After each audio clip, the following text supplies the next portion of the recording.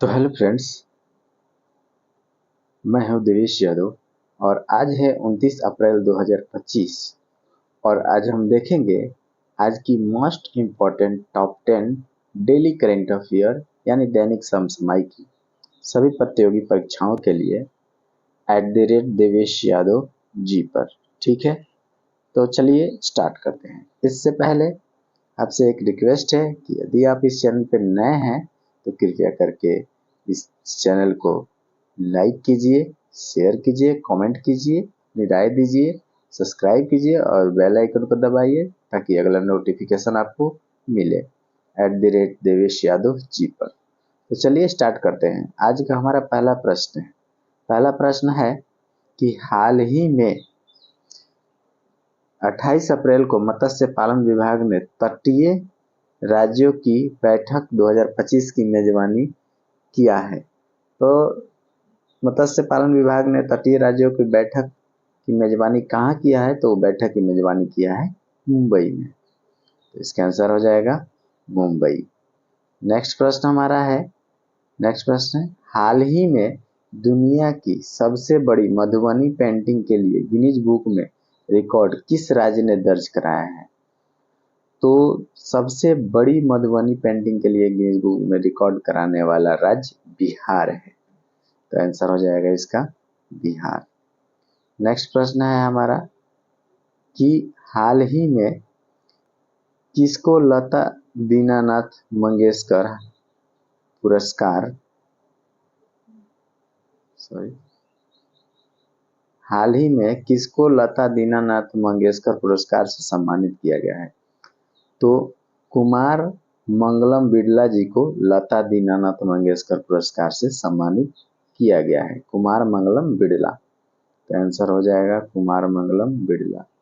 ठीक है, नेक्स्ट प्रश्न है हमारा, नेक्स्ट प्रश्न है कि हाल ही में राष्ट्रपति द्रौपदी मुर्मू ने राष्ट्रपति भवन में पहला नागरिक अलंकरण समारोह 2025 के लिए कितने प्रतिष्ठित व्यक्तियों को पद्म पुरस्कार प्रदान किए हैं?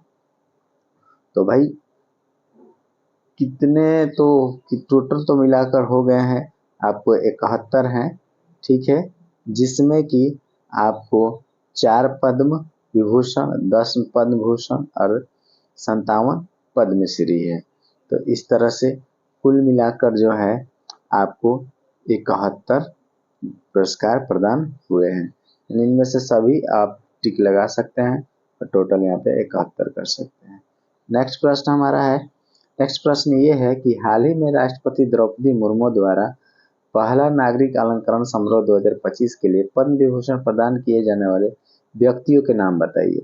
तो भाई व्यक्ति के पद्म, इसमें पद्म विभूषण पूछ रहा है, अभी पद्म भूषण पद्मश्री अलग अलग हैं। ठीक है, तो इसमें सिर्फ है आपको पद्म विभूषण। ठीक है, तो पद्म विभूषण सबसे पहले डी नागेश्वर रेड्डी जी को प्राप्त हुआ है। ये जो है इनको चिकित्सा के क्षेत्र में प्रदान किया गया है। ठीक है, और डॉक्टर लक्ष्मी सुब्रमण्यम जी को आपको कला के क्षेत्र में प्रदान किया गया है। M2 वासुदेव नारायण को मरणोपरांत दिया गया है। ओसामू सुजुकी को भी मरणोपरांत दिया गया है। तो इन 4 व्यक्तियों को जो है वह दिया गया है। तो इनमें आंसर हो जाएगा सभी। ठीक है, तो चलिए नेक्स्ट प्रश्न जो है देखिएगा। नेक्स्ट प्रश्न पहले, ये जो प्रश्न है इसकी हम ये सबका अलग अलग 51 व्यक्तियों का अलग अलग किनको किस क्षेत्र में मिला है, इसके लिए हम आपको एक और सीरीज लेकर आएंगे, उसमें आपको पूरा डिटेल्स में जो है वो बताया जाएगा। ठीक है, अब चलिए अब चलते हैं हम लोग नेक्स्ट प्रश्न की तरफ। नेक्स्ट प्रश्न हमारा ये है कि हाल ही में अंतरिक्ष और प्रमुख आपदाओं के अंतर्राष्ट्रीय चार्टर का प्रमुख निम्न में से किसे नियुक्त किया गया है? तो भारत को अंतरिक्षीय प्रमुख आपदाओं और अंतर्राष्ट्रीय चार्टर के रूप में नियुक्त किया गया है। तो इसका आंसर हो जाएगा अपना भारत। नेक्स्ट प्रश्न है हमारा कि हाल ही में पोप फ्रांसिस्को का मकबरा कहाँ बनाया गया है? तो पोप फ्रांसिस्को का मकबरा जो है सेंट मैरी मेजर बेलेस्का में बनाया गया है। ठीक है, जिसमें अपने राष्ट्रपति द्रौपदी मुर्मू जी वहां पे शोक सभा में शामिल हुई थी अन्य देशों के साथ भी। नेक्स्ट प्रश्न हमारा है कि हाल ही में किस देश ने दुनिया का पहला 10G ब्रॉडबैंड नेटवर्क लॉन्च किया है? तो चीन जो है दुनिया का पहला 10G ब्रॉडबैंड नेटवर्क लॉन्च किया है। तो आंसर हो जाएगा इसका चीन। ठीक है, नेक्स्ट प्रश्न है हमारा कि हाल ही में समुद्री अमृतकाल विजन के तहत वर्ष 2047 तक भारत के जल परिवहन को बढ़ाकर कितना करना है? तो 2047 तक भारत का जल परिवहन जो बढ़ाकर करना है वह 500 प्लस MMT करना है। ठीक है, तो इसका आंसर हो जाएगा 500 प्लस MMT। नेक्स्ट प्रश्न है हमारा, नेक्स्ट प्रश्न ये है कि हाल ही में काठमांडू में आयोजित दक्षिण एशियाई युवा टेबल टेनिस में भारत में कितने स्वर्ण और कितने रजत प्राप्त किए हैं?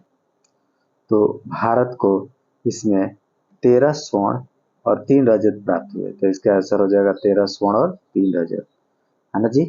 तो चलिए, ये रहे आज की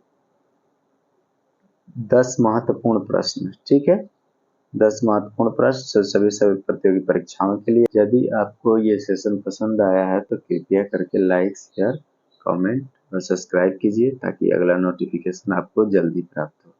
ठीक है, मिलते हैं हम लोग नेक्स्ट सेशन के लिए। तब तक के लिए जय हिंद, जय भारत।